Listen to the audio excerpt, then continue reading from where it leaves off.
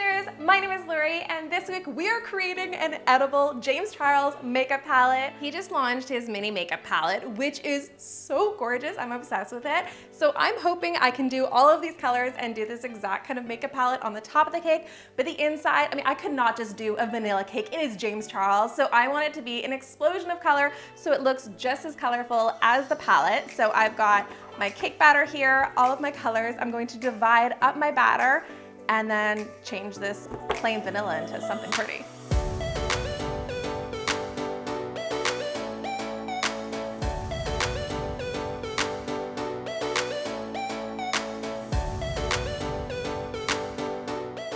These colors are looking super vibrant, which I am loving. So basically this technique is just gonna be taking big spoonfuls and just dropping them anywhere in the pan. I'm just gonna alternate through all of the colors and just kind of plop it in.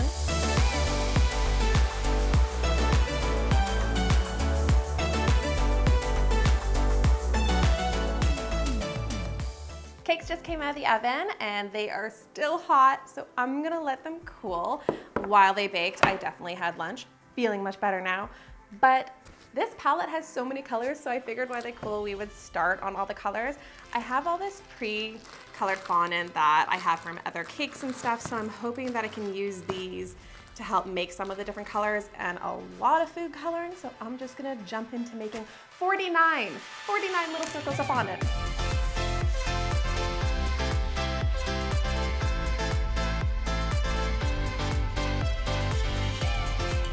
One color down, 48 to go.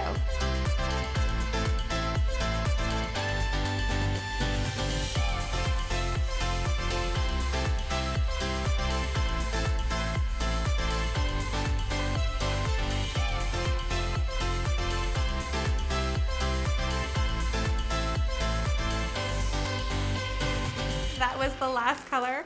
I'm finally done. I have never colored so many colors of fondant in my life, but this is very satisfying, seeing all of them clumped here together in their little balls, ready to go. I am ready to move on to cutting them out into perfect little circles. I went through all my circle cutters, and I think this will work really good for that little one. And then for the bigger one, there. And hopefully the colors look close enough. Sister, don't judge me, because I tried. I tried really hard. Fondant is not the same as makeup, but we're making it work.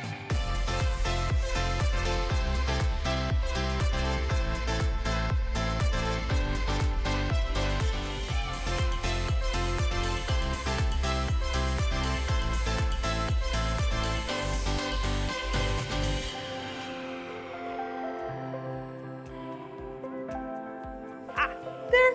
I have my edible little makeup palette. Now we just need to make the actual palette for it to go into. Before I do the insert, I forgot I need to add them all shimmery because a lot of these ones are those like shimmery colors. I basically just picked up some of the shimmeriness on my paintbrush and are just tapping it. Tap it, tap it, tap it, tap it, tap it, tap it, tap it. Perfect. See how shimmery it is compared to the other ones? And now it's gonna look like a shimmery eyeshadow.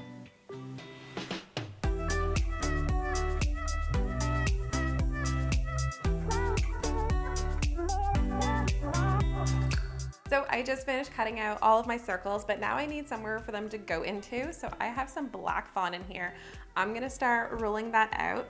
And once I have a little panel, this is really stiff fondant. Once I have a little panel, I'm going to cut out a bunch of circles for those circles to go into.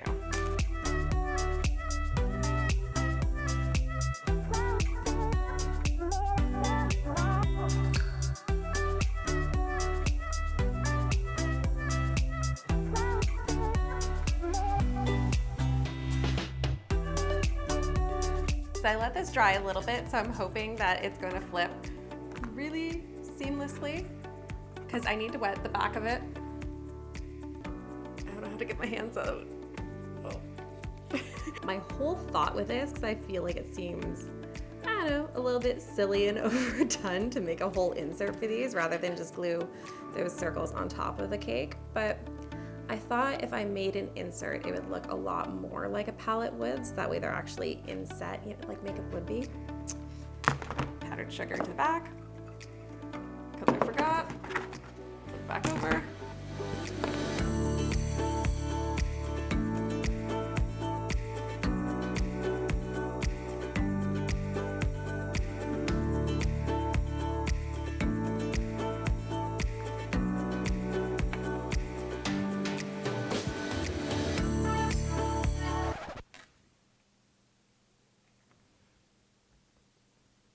know why it's not fitting. It just needs like a little bit of love.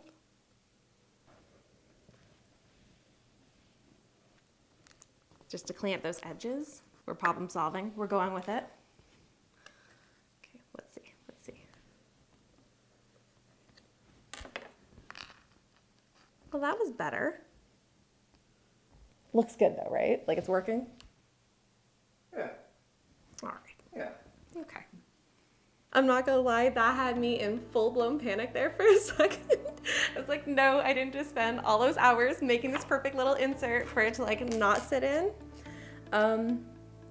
Yeah, I kept my cool, but I was panicking inside. But this is gonna work. This is gonna work.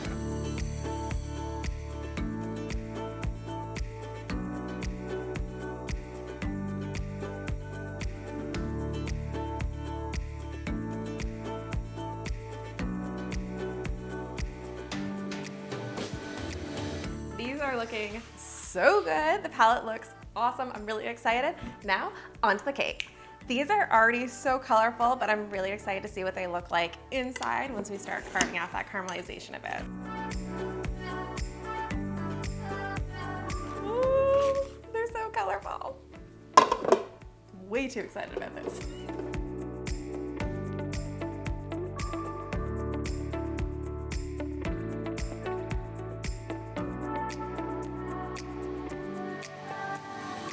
Okay, so I've done this technique before, but never with such bold colors. It looks incredible. And usually I use like a skewer or toothpick and I kind of drag it through to marble colors, but this I wanted to stay with like the dollops. This looks great.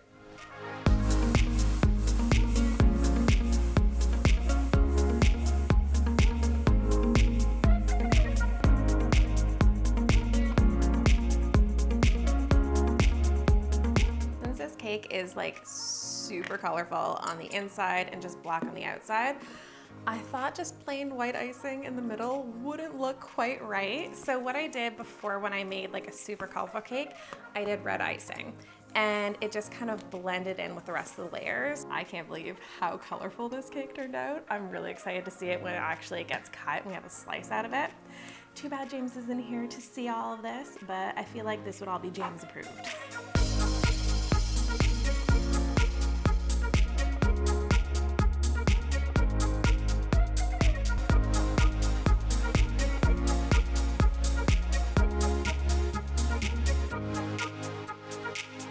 Since I'm putting my palette on top of the cake, I need to make sure that it's like the same dimensions so that way I can kind of inset it. So I'm gonna build out the sides with icing and then it's gonna sit on top. Yep. Yeah, it's gonna work. I have faith. I'm confident. Do I look confident?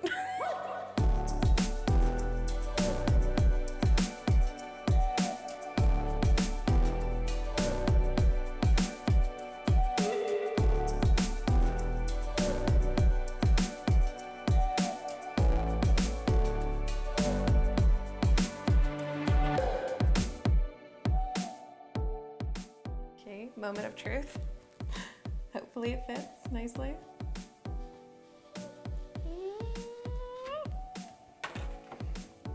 Stressful times, guys.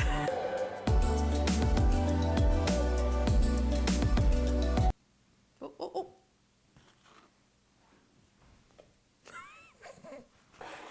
I hate this part so much.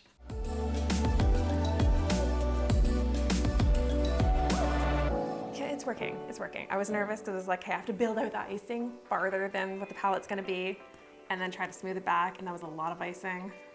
I am super happy with that and how that is the exact same size. I am now going to roll out all of the panels for the side. We're getting there, guys. I'm really happy I have this tool, which I call my multi-pizza cutting tool, because it's got like 3 pizza cutters on it, but it's gonna help me cut the exact same height. Gotta push down on all of them at the same time and cut.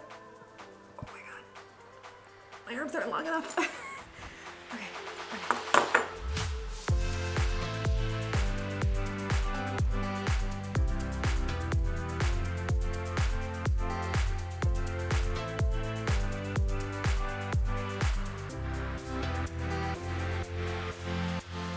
Working on the lid, this is like the foam core stuff you can get at the dollar store, which is basically just 2 pieces of paper with foam in between.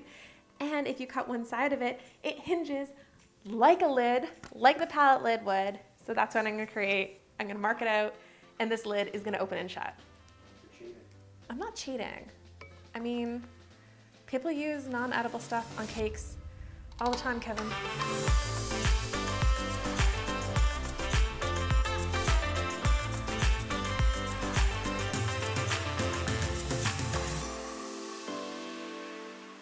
The palette has this James Charles signature on it by Morphe. So I figured I would use some gel paste and water it down a little bit with some water. And what else would I water it down with? Also, yes, I am sitting now. It has been a long day. There were a lot of colors in this cake. Oh.